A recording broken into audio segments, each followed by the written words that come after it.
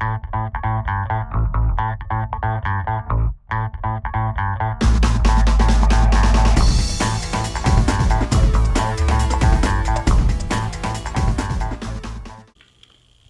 YouTube, Kayak DIY here, and right now we're going over some different types of nets that you can have on your kayak. So I have 3 different nets here, but really 2 of them are what I'm going to be talking about. This one here is just netting fabric, and what you can do is you can build your own net. So one of the things you can do is you can take a tennis racket, and if you have an old tennis racket that's kind of beat up or that has the broken netting in the center, just cut that out. You can buy some of this fabric here. This here is just purchased at Joann's fabric store, and it's the same exact netting that's used on here. And it's pretty much the same netting that's used on this net here, except that net is rubberized netting.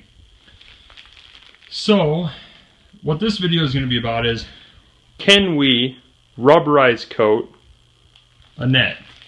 So this net here has rubberized coating on it, but it seems to, just looking at it, it seems to have, yeah, it definitely has a fabric underneath. So it's not just strictly rubber. So I wondered, in order to prevent hooks from really sinking into the net and creating a mess, could I take this net and rubberize coat it? And I have a couple different products that I think I'm going to test on this piece of fabric, because this piece of fabric was a lot less expensive than this net. This net here wasn't that badly priced. The reason why I like this net is, you know, I love this net here. It has a nice deep dish. It would hold a lot of different fish that I'm going after. But this net here folds into a very compact package.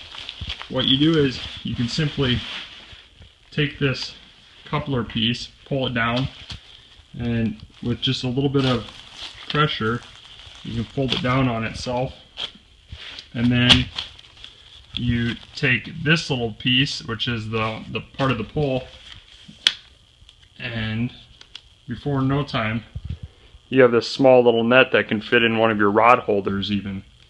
So very, very cool. And it even comes with a little bungee tie that you can use to kind of keep this netting all in place. So there's the bungee tie. This is a product made by Frabble. This is also a Frabble net.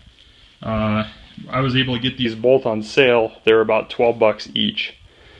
This netting here though, I got on sale. It was like $1.50 or so. It was in their clearance section of the fabric store. And so I'm going to do some tests on this with some rubberized coating products. You'll commonly see me use Bondo heavy duty rubberized undercoating for PVC type products.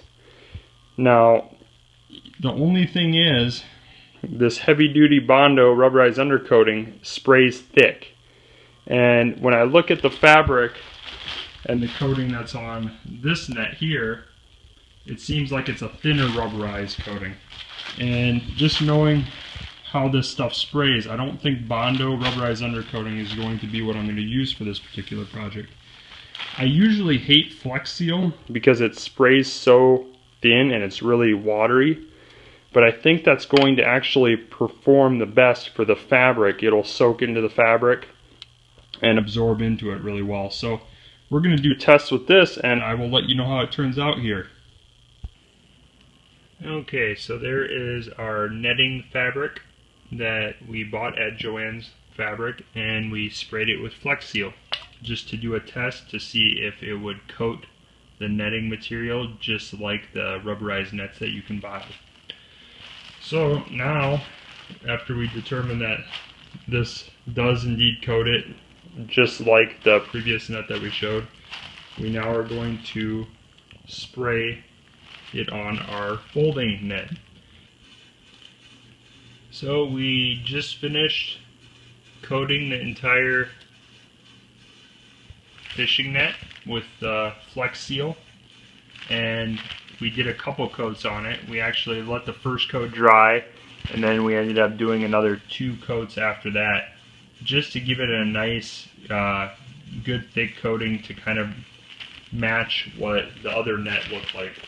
So we just used this rubberized net.